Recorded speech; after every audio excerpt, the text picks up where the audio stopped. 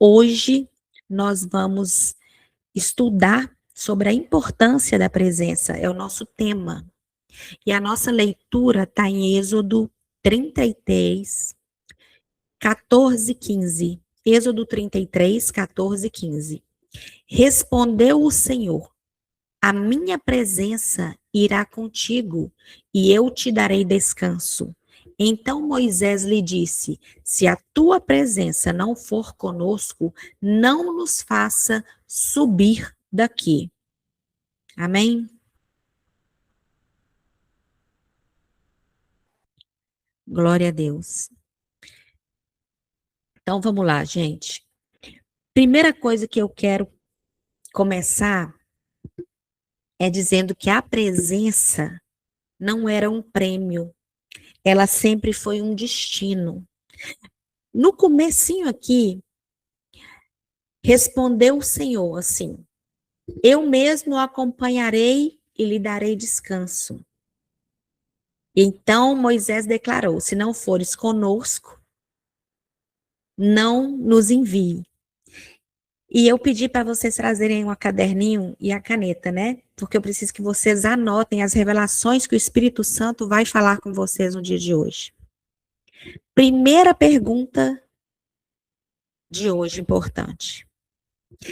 Se por acaso eu falasse assim, eu tenho poder de dar para vocês o que vocês quiserem. E se eu perguntasse assim, quem que deseja prosperidade aqui? Eu acho que quase todos levantariam a mão, né?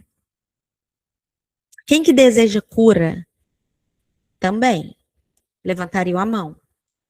Quem que deseja um casamento abençoado, restaurado, dado assim como um presente do Senhor? Quem que deseja filhos transformados? Quem que deseja uma vida financeira abençoada? Eu acho que a maioria aqui, ou todos, levantariam as mãos, certo? Mas existe uma pergunta que quase ninguém fala, que quase ninguém faz, né? Você ainda desejaria Deus se ele não lhe desse nada além dele mesmo? Essa pergunta é forte, sabe por quê? Essa pergunta é a pergunta que está escondida no texto que nós estamos estudando hoje, que é Êxodo 33. Primeiro a gente precisa entender o contexto. Antes de entendermos a resposta de Moisés, nós precisamos compreender um cenário. Israel, ele havia acabado de viver os maiores milagres de sua história. As 10 pragas, a abertura do Mar Vermelho, a destruição do exército de Faraó, a manifestação da glória de Deus no Monte Sinai. Eles tinham visto aquilo que nenhuma outra nação havia visto, gente. Então, presta atenção, olha só para vocês verem. Israel tinha acabado de viver os maiores milagres da história. Mas, enquanto Moisés estava no monte recebendo as instruções para construir um lugar onde Deus habitaria no meio do povo, o que Israel fez? Enquanto Moisés estava lá, Israel construiu um bezerro de ouro. Enquanto Deus preparava uma habitação para a sua presença no meio do povo, o povo preparava um substituto para a presença de Deus. E esse continua sendo o maior perigo da vida espiritual. Sempre que a presença deixa de ser suficiente, o coração começa a fabricar substitutos. Hoje, talvez não sejam imagens de ouro, mas podem ser posições, dinheiro, ministério, reconhecimento, sucesso, influência. Entende? E nada disso é capaz de ocupar o lugar da presença de Deus. A proposta mais perigosa que teve na Bíblia, depois da idolatria do povo, depois do povo ter feito esse bezerro de ouro, Deus diz algo que, à primeira vista, parece maravilhoso. O Senhor declara assim: eu enviarei um anjo diante de vocês, expulsarei os inimigos, entregarei a terra prometida, cumprirei aquilo que prometi aos seus pais. Imagine se eu ouvir isso. É tipo assim, a promessa continua de pé, gente. A provisão continua, a proteção continua, a vitória continua. Tudo parece perfeito, né? Mas aí, tudo parece perfeito até que Deus acrescenta uma frase. Ele continua assim: mas eu não irei no meio de vocês. É aqui que o texto muda tudo. Deus está mostrando que é possível possuir aquilo que vem das suas mãos e ainda assim perder aquilo que existe no seu coração. Presta atenção, vocês já podem começar a notar as revelações que o Senhor vai falar. Porque as mãos de Deus representam aquilo que ele faz. Das mãos de Deus vem a provisão, o livramento, os milagres, as respostas de oração, portas abertas, cura, proteção, prosperidade, né? Vem dons, vem promessas cumpridas. Tudo isso pode ser recebido do Senhor. Mas o coração de Deus representa quem ele é. No coração de Deus estão sua presença, sua intimidade, seu prazer em caminhar conosco, sua comunhão, seu relacionamento, seu desejo de habitar no meio do seu povo. Então, perceba que Deus, ele não disse, vocês perderão a terra. Porque o povo foi idólatra, fez o que não tinham que fazer ali. E o Senhor disse que ele iria enviar anjos, mas ele disse, eu não irei no meio de vocês. A terra continuaria sendo deles, mas a presença não. Presta atenção nesse texto. A terra continuaria sendo deles, mas a presença não. E essa aqui é uma das maiores tragédias espirituais que pode acontecer. Porque é possível experimentar os benefícios de Deus sem desfrutar da amizade de Deus. É possível viver cercado pelas bênçãos do Senhor e ao mesmo tempo estar distante do seu coração. Gente, olha que forte isso. Porque muitas pessoas acham que por uma pessoa estar afastada do Senhor, não pode usufruir de uma bênção dele. Mas pode. Às vezes a pessoa fala assim, vou dar um exemplo. Uma pessoa que está no caminho errado, ok? E fica assim, mas eu tô, ela acha que ela está no caminho certo e fala assim, mas Deus continua me abençoando, mas Deus continua fazendo isso, fazendo aquilo, mas eu opero em dons, mas eu faço isso e aquilo. Primeiro, o que nós já estudamos, e eu vou relembrar que os dons, eles são irrevogáveis. O Senhor deu, está dado, não vai te tomar. Segundo, que as bênçãos do Senhor é de acordo com a vontade dele. Mas ter a bênção dele não significa que você está próximo do coração do Senhor. Forte, né? Você vê aqui que o Senhor fala que vai enviar anjos diante deles e vai dar a provisão, vai dar tudo que eles precisam, mas ele não iria no meio. Então, presta atenção, foi exatamente isso que Moisés percebeu. Para muitas pessoas, Canaã era o objetivo. Mas para Moisés, Deus era o objetivo. Essa aqui é a verdade que precisa nos confrontar. Porque muitas vezes nós avaliamos nossa vida espiritual apenas pelo que estamos conquistando. A gente acha assim, eu estou conquistando isso, então Deus está me abençoando, então minha vida espiritual está crescendo. Só, gente, que Deus não mede intimidade pelos resultados, não. Ele mede pela proximidade. Não é pelos resultados. Porque uma pessoa que prospera não significa que ela está próxima e íntima de Deus. Ela pode estar simplesmente fazendo tudo certo, trabalhando, tendo a estratégia certa, buscando, fazendo acontecer, e nem por isso significa, é mérito do trabalho dela, é resultado do trabalho dela. Vocês estão conseguindo compreender?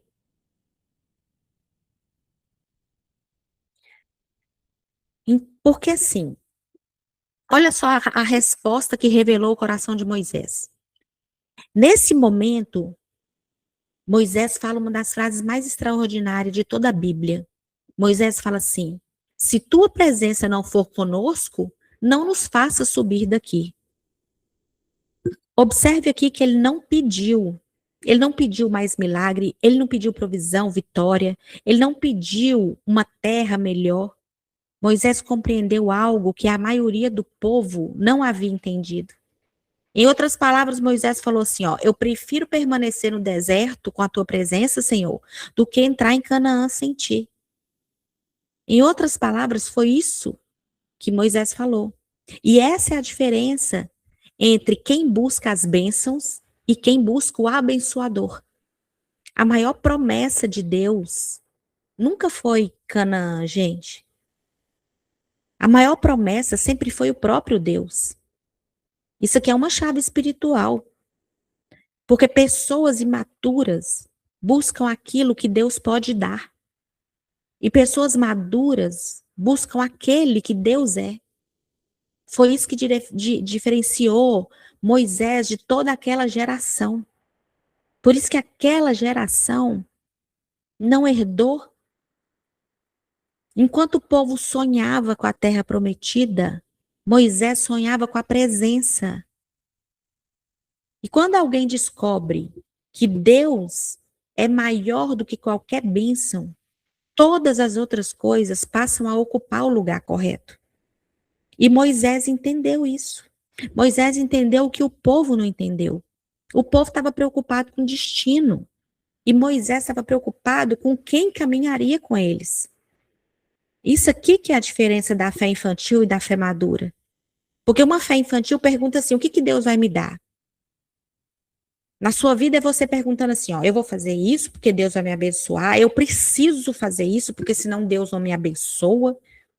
Eu preciso fazer aquilo, eu quero que Deus me dê isso, que me dê aquilo, o Senhor me abençoa com isso, me abençoa com aquilo. E a fé madura, ela pergunta assim, Deus estará comigo? Se eu fizer isso, eu estou agradando o coração de Deus? Eu estou sendo obediente com o que Deus vem me pedindo? Isso é uma fé madura, porque quem possui a presença, possui a fonte. Quem tem a fonte, tem tudo. Vocês estão entendendo? Quem tem a fonte tem tudo. O que Moisés estava dizendo aqui, na verdade? Quando Moisés responde assim, se tua presença não for conosco, não nos faça subir daqui, ele não está fazendo um pedido emocional, não. É como se ele dissesse assim, sem ti, Senhor, Canaã será apenas um pedaço de terra. Sem ti, Pai, leite e mel não tem valor. Sem ti, vitória é apenas uma conquista humana, Senhor. Sem ti, prosperidade é vazia. Moisés está afirmando que o valor da promessa não está na promessa, mas na presença que acompanha a promessa. Uau, gente, isso é forte demais. Isso aqui é muito forte. Presta atenção, vou repetir para vocês anotarem isso. O valor da promessa não está na promessa, mas na presença que a acompanha. Existe um detalhe nesse texto aqui que durante muito tempo eu nunca havia percebido. Sabe por quê? Presta atenção e vê se vocês concordam comigo. Porque quando a gente lê a resposta de Moisés, a gente nunca se pergunta assim, ó, por que Deus fez essa proposta? Será que Deus havia desistido de andar com seu povo? Será que havia algo mais profundo acontecendo? Porque a Bíblia, ela revela um padrão na maneira que Deus age. Existe um padrão. Deus raramente faz pergunta porque precisa descobrir alguma coisa. Gente, ele é onisciente. Ele não precisa descobrir nada. Então, por que Deus fez essa proposta? Então, vamos pensar juntos aqui. Quando Deus perguntou a Adão, onde estás? Onde estás? Deus sabia exatamente onde Adão estava. A pergunta não servia para informar Deus, servia para confrontar Adão. Quando Deus pergunta a Caim, aonde está o teu irmão Abel? Ele conhecia a resposta, mas ele queria aqui expor o estado do coração de Caim. Quando ele perguntou a Abraão, toma teu filho, teu único filho, e oferece. Deus já conhecia a fé de Abraão, mas Abraão ainda precisava revelar, por meio da obediência, quem ocupava o primeiro lugar no coração dele. Então perceba aqui o padrão. Deus cria circunstâncias que revelam aquilo que já conhece, para que isso se torne visível na história. E é exatamente isso que acontece com Moisés. A proposta revela prioridades. Quando Deus diz assim, eu vou dar a terra, vou derrotar os inimigos, eu vou cumprir a promessa, mas não irei com vocês. Ele coloca diante de Moisés uma escolha. Em outras palavras, ele está falando assim, o que você realmente deseja? Hein, Moisés? Minha promessa ou minha presença? Se Moisés respondesse, tudo bem, Senhor. O importante é chegar em Canaã, o importante é a terra prometida. Já peguei esse povo, essa canseira desse povo que não obedece, que reclama, que murmura. O importante é chegar lá. Ele demonstraria o quê? Ele demonstraria que o verdadeiro desejo dele era a terra. Mas sua resposta foi completamente diferente. Ele respondeu: se a tua presença não vai conosco, não nos faça subir desse lugar. É nesse momento aqui que o coração de Moisés é revelado. Ele mostra que não seguia Deus por causa da terra, que não permanecia fiel por causa dos milagres, que ele não caminhava por causa das conquistas. O seu maior tesouro aqui era o próprio Deus. E as perguntas de Deus nunca servem para revelar algo a Deus, porque Deus ele é onisciente, onipresente, ele sabe tudo, né? Mas sim porque existem momentos em que Deus coloca diante de nós escolhas que expõem exatamente aquilo que realmente amamos. Vou dar um exemplo. Às vezes, você fala assim com o Senhor: Pai, eu quero mudar de cidade, Pai. Eu quero terminar com esse relacionamento, Senhor. Eu quero. Se você faz algum pedido para o Senhor, você faz alguma pergunta para o Senhor. E o Senhor já sabe de todas as coisas. Aí o Senhor vira e fala assim: eu vou tirar esse homem da tua vida. E você pergunta se é para tirar ou não. Senhor, é para terminar ou não é para terminar? E o Senhor fala que é para terminar. Mas o que você faz? Não, não. Ele falou que vai mudar. Eu vou dar mais uma chance. Não. Ele falou que vai melhorar. Ele falou que vai fazer isso, vai fazer aquilo. Mas você não pediu sinal para o Senhor? O Senhor já não te deu? Então, isso revela o seu coração.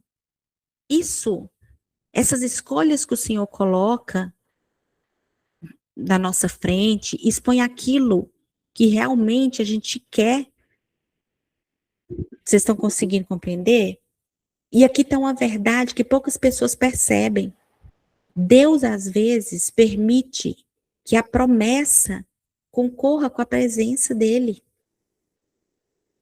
Não porque ele quer perder espaço, gente, mas porque ele deseja revelar se o nosso amor está nele ou na dádiva de um presente que ele vai dar para você. E essa é prova de amor. Porque qualquer pessoa ama um Deus que distribui presente. Qualquer pessoa. Agora fala isso aí, que é para tirar uma coisa que a gente ama muito, que é para tirar ou fazer você ter que fazer uma escolha difícil. É muito fácil amar um Deus que distribui presentes, que só prospera você, que só te dá coisas boas. Mas somente quem o conhece continua amando quando percebe que o maior presente sempre foi ele mesmo. E Moisés percebeu isso. Quando Israel enxergava uma terra, Moisés enxergava uma pessoa. Enquanto o povo olhava para a terra prometida, para o futuro, Moisés estava olhando para quem conduzia o futuro. Então, Deus, observe algo aqui, ó. Deus disse assim, ó, enviarei um anjo. E isso parece suficiente, não parece? Porque, afinal de contas, um anjo é um ser celestial. Um anjo vence batalhas, um anjo protege, um anjo abre caminho.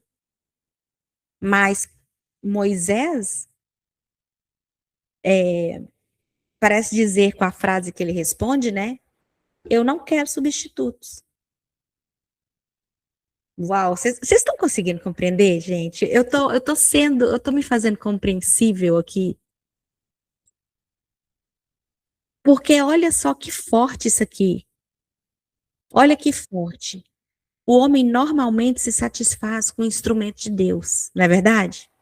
Porque os instrumentos de Deus produzem benefícios imediatos para nós.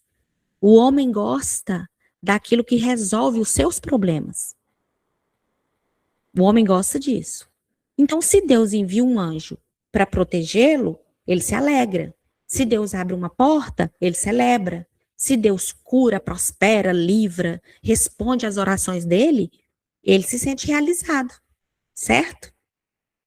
Só que Moisés, ele queria o próprio Deus. Ele não queria nenhum anjo. Ele não queria um substituto. E isso faz a gente pensar quantas vezes nós contentamos com aquilo que Deus usa e nós deixamos de buscar aquele que está usando. Quantas vezes a gente se emociona com uma música, com uma pregação, com os dons que a gente vê de alguém, com as profecias, com os milagres. Mas todas essas coisas são apenas meios, todas essas coisas são apenas instrumentos. Entende? Nunca foram o destino. É como alguém que recebe uma carta de amor. Imagina, vamos imaginar que eu, né, vocês sabem. É como alguém que ela recebe uma carta de amor e ela passa a vida inteira admirando o papel, sem nunca desejar quem que escreveu a carta. A Bíblia é uma carta de amor. Os milagres são sinais. Os dons são ferramentas. E o seu ministério, o ministério de uma pessoa, é um instrumento. Mas tudo isso aqui, gente, perde o sentido quando deixa de nos conduzir para Cristo. É por isso que Jesus fez uma declaração fortíssima quando ele disse para os religiosos assim, ó, vocês examinam as escrituras porque julgam ter nelas a vida eterna, e são elas mesmas que testificam de mim. Contudo, vocês não querem vir a mim para terem vida. Então perceba aqui a tragédia. Os religiosos, eles conheciam as escrituras, mas não conheciam aquele sobre quem as escrituras falavam. Eles amavam o mapa, mas eles rejeitavam o destino. E talvez está na hora de você olhar para a tua vida agora, hoje. Talvez está na hora de você olhar para o que você está buscando. Se é alcançar objetivos ou se é alcançar Deus. Por que eu estou falando isso? Porque a nossa rotina, o dia a dia, faz exatamente isso. Faz a gente levantar e pedir, e pedir, e pedir, e durante o dia ocorre um problema e você pede. Você quer as bênçãos. E que horas que você se volta para o abençoador? Quantas vezes a pessoa arruma uma desculpa para poder ter um tempo de 1 hora com o Senhor, de estar se dedicando ali para meditar na palavra dele, para ouvir um louvor sem uma distração de celular, sem uma televisão ligada. Eu estava numa oração do da minha igreja, né? Numa oração que a gente tem todo dia, 23 horas, e uma pessoa deixou o microfone ligado, igual aqui, ó, no Google Meet aqui, deixou o microfone ligado. Na mesma hora, o pastor falou assim: eu estou excluindo fulano do grupo. Porque como que uma pessoa tem coragem de entrar num grupo para uma oração, para uma meditação da palavra, para buscar a presença do Senhor e tá no fundo com uma televisão ligada, no SBT, no Globo, seja lá o que for. Como que uma pessoa tem coragem de entrar e não tá focado no que o Senhor está falando? Porque esse momento, o Senhor está conosco em todo momento, certo? Mas no momento que a gente senta para adorar a Ele, no momento que a gente senta para ouvir a palavra, para estudar a palavra, o Senhor está falando. Então, como que a gente pode estar mexendo no celular nessa hora, com uma televisão ligada nessa hora? Como que a gente pode estar com outras distrações do lado? Espera aí, o Espírito Santo está chamando a atenção. O Espírito Santo está falando. O Espírito Santo está falando fortemente. Buscar a presença é isso aqui. É você se dedicar. Então tá na hora de olhar para a tua vida e perguntar: o que você faria se perdesse tudo, menos a presença de Deus? O que você faria se tivesse tudo e não tivesse a presença de Deus? Responde aí no seu caderninho. O que você faria se pudesse ter tudo que você quisesse na tua vida, mas não pudesse ter a presença de Deus? Porque a resposta a essa pergunta revela o tamanho da maturidade espiritual. Tem gente que não tem maturidade espiritual. Tem gente que realmente está no leitinho, no mingau, sabe? Não está ainda na comida sólida. A pessoa entra já querendo sair rápido, a pessoa não tem paciência de oração, não tem paciência de nada. Aqui em Êxodo 33, é um capítulo, gente, que fala sobre uma viagem ao deserto. É um capítulo sobre o objeto do nosso amor. O verdadeiro conflito aqui, nessa meditação nossa, nunca foi o povo sair do Egito, nunca foi entrar em Canaã. O verdadeiro conflito sempre foi este aqui, ó. O coração do homem ficará satisfeito com as bênçãos ou só descansará quando encontrar o próprio Deus? Porque é exatamente aqui que a história dá um passo mais profundo. Porque quando Moisés responde que só vai se o Senhor for, ao responder Moisés, Deus faz uma promessa que atravessa toda a Bíblia. Deus fala assim, ó: a minha presença irá contigo e eu te darei descanso.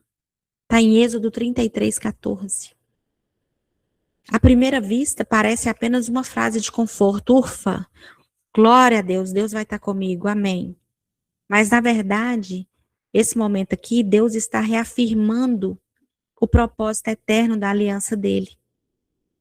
Essa frase aqui carrega uma revelação tão profunda que liga o jardim do Éden, o tabernáculo e a encarnação de Cristo e a Nova Jerusalém. Desde o Gênesis, Deus nunca desejou apenas conduzir homens a um lugar. O propósito do Senhor sempre foi caminhar conosco, sempre foi caminhar com os homens. Mas, para tudo, nós ainda não respondemos a pergunta lá do início, né? O que era, afinal, essa presença?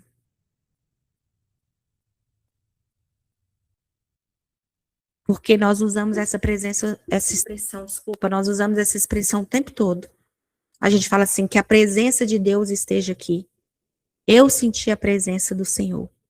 Busque a presença de Deus. É ou não é, pessoal? A gente não usa essa expressão o tempo todo? Busca a presença, que a presença do Senhor esteja aqui. Eu senti a presença. Mas Moisés entendia por presença que nós talvez tenhamos deixado de entender. Porque, como eu falei, Deus é onipresente, Deus está em todos os lugares. Como que Moisés pode pedir que sua presença vá com ele? Essa oração não parece contraditória? Nós confundimos onipresença com manifestação. Deus está assim em todos os lugares, mas nem todos os lugares ele se revela da mesma maneira. Há uma diferença enorme entre Deus estar presente e Deus se manifestar. Vamos imaginar. Pensa no sol. O sol ilumina toda a terra, certo? Mas uma semente enterrada na rocha nunca vai experimentar o efeito daquela luz. Não porque o sol não esteja ali. O sol ele ilumina toda a terra.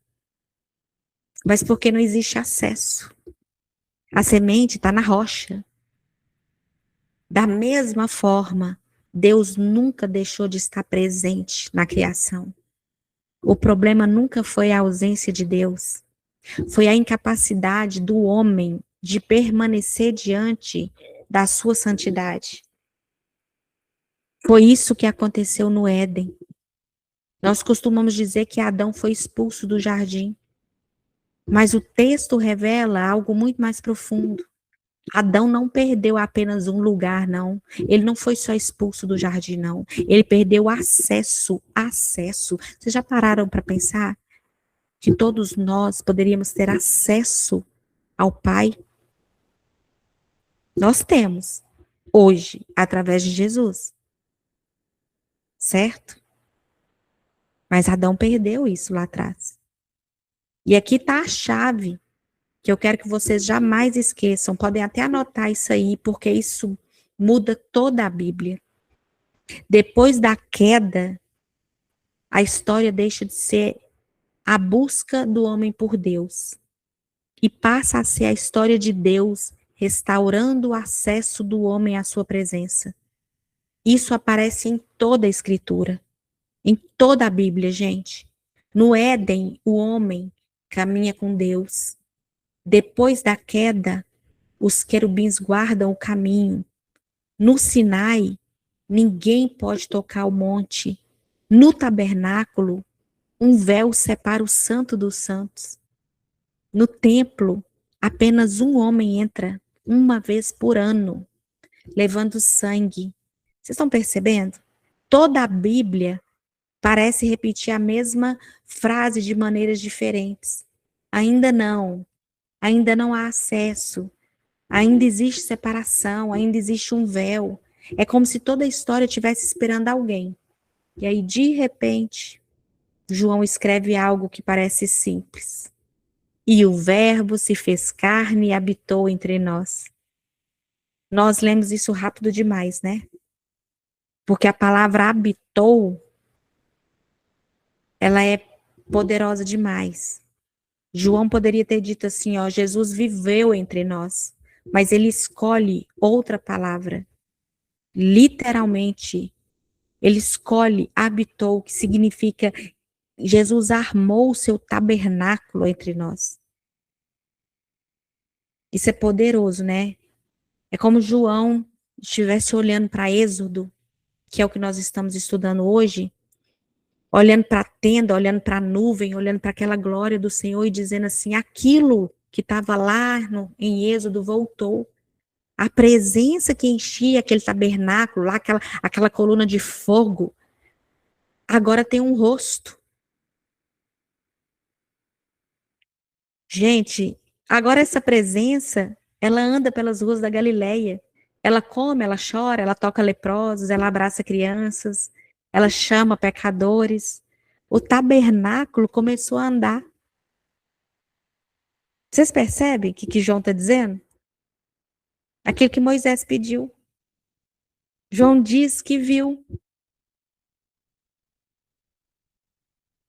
Não era fogo, não era uma nuvem. Agora era o próprio Jesus. Era o próprio Senhor Jesus Cristo. Então, gente, é o seguinte. Quer a presença do Senhor? Quem quer conhecer o Pai precisa olhar para Cristo. Quem quer entender a santidade de Deus tem que olhar para Cristo.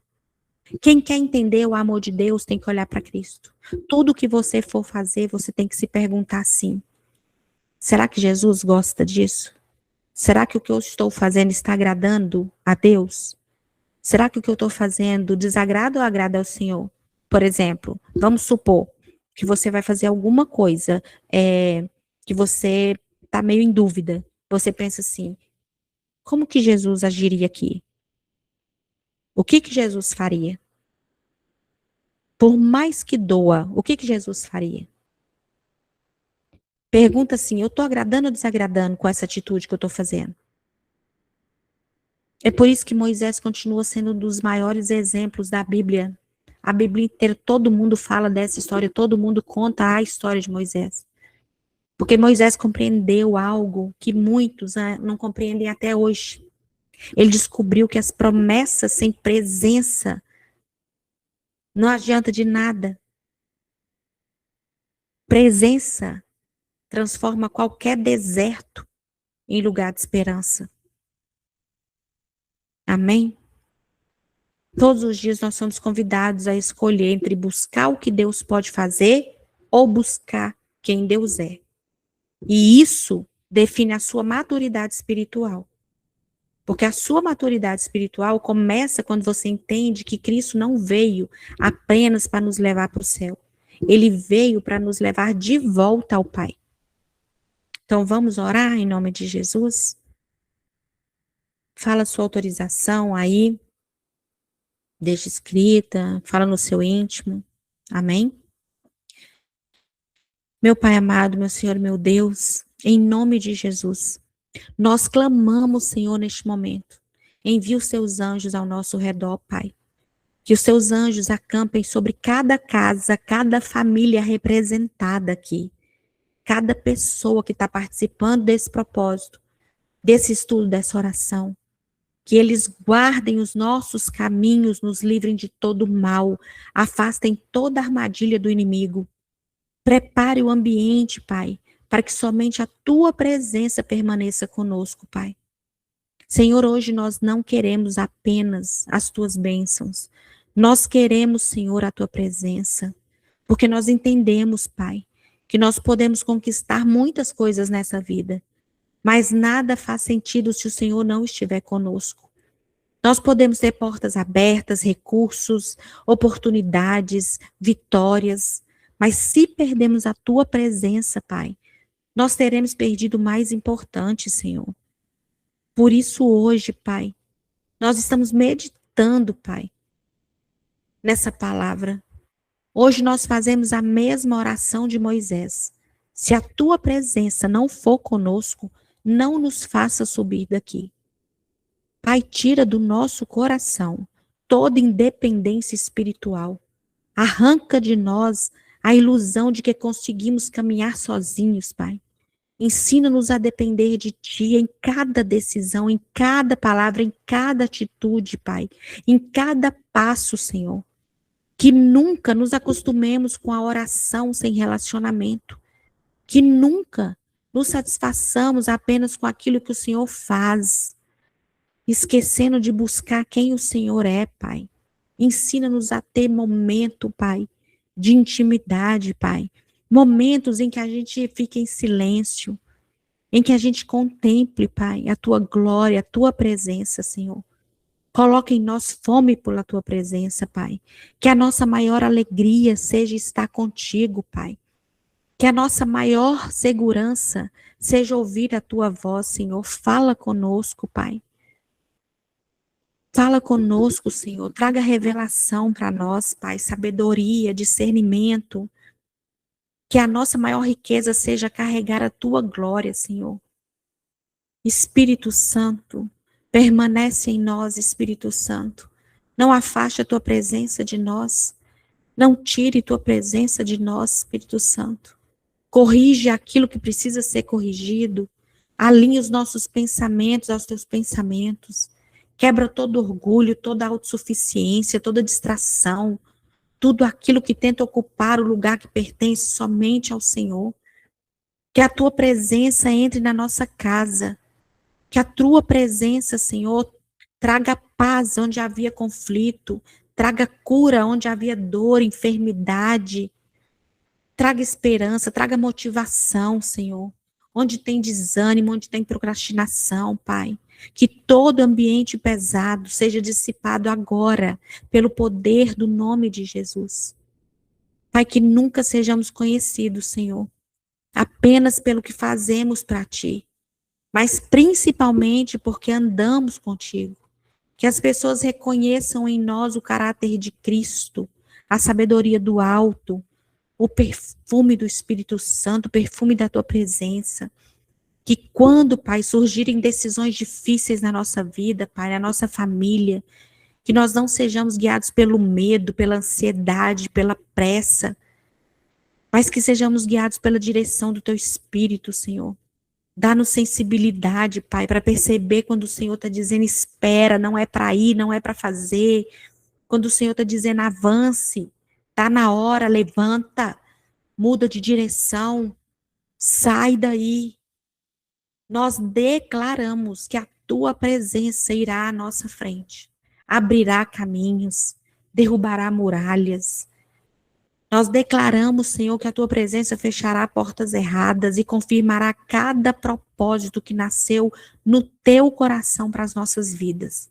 Que no final, que o final desses 40 dias, não sejamos apenas pessoas com mais conhecimento da tua palavra, mas sejamos pessoas transformadas, com mudança de atitude, porque nós caminhamos com o Senhor.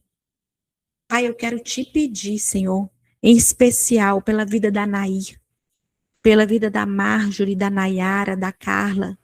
Pai, em nome de Jesus, olha para o propósito de cada uma aqui.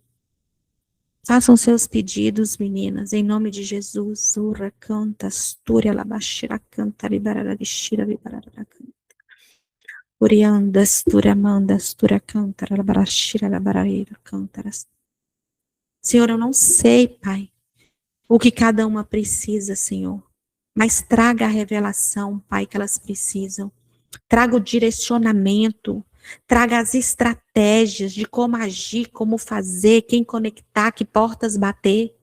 Senhor, aproxima as pessoas certas, conecta as pessoas certas, abençoa a família, os relacionamentos, casamentos, filhos, relacionamentos com os pais.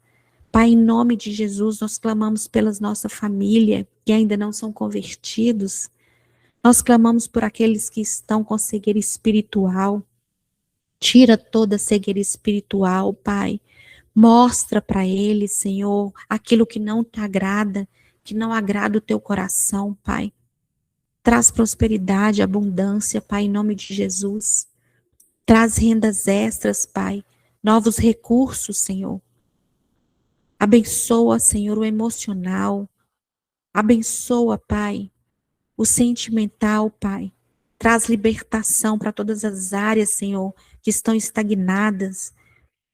Todas as áreas que estão paradas, Pai. Causa injustiça. Respostas que estão paradas, Senhor. Senhor, quebra todas as correntes que estão impedindo, Pai. Em nome de Jesus. Nós clamamos em união aqui, em nome de Jesus, que o Senhor possa agir poderosamente na vida de cada uma aqui que está se levantando nesses dias. Que o Senhor possa fazer o sobrenatural. Pai, eu imparto sobre eles, Pai, os dons, Senhor, os dons de revelação, de discernimento, os dons de sonhos, os dons, Pai, de profecia, de sinais e maravilhas. Pai, em nome de Jesus, derrama os dons na vida dos teus filhos. Aviva os dons que estão adormecidos, Senhor. Dê novas oportunidades para os teus filhos, Pai. Eu te clamo, Senhor. Nós escolhemos, Pai, a tua presença acima das respostas, acima de milagres, acima das conquistas e acima de qualquer outra coisa. Porque onde a tua presença está, há descanso, há direção, há proteção, há provisão, há transformação. E nós declaramos pela fé que jamais caminharemos sozinhos, porque o Senhor vai conosco onde formos. E nós já te agradecemos por todas as bênçãos. Obrigada, Jesus. Nós te amamos, Senhor. Nós te agradecemos e entregamos e selamos tudo com o sangue poderoso do Cordeiro. Nós selamos tudo que pertence a nós e que leva o nosso nome, a nossa casa, a nossa família, os nossos filhos. Que o Senhor possa colocar uma muralha de fogo ao redor da nossa casa. Que o Senhor possa colocar anjos com espada desembainhada na porta da nossa casa, nos livrando de todo o mal, de toda a armadilha do inimigo. Em nome de Jesus. Em nome do Senhor Jesus.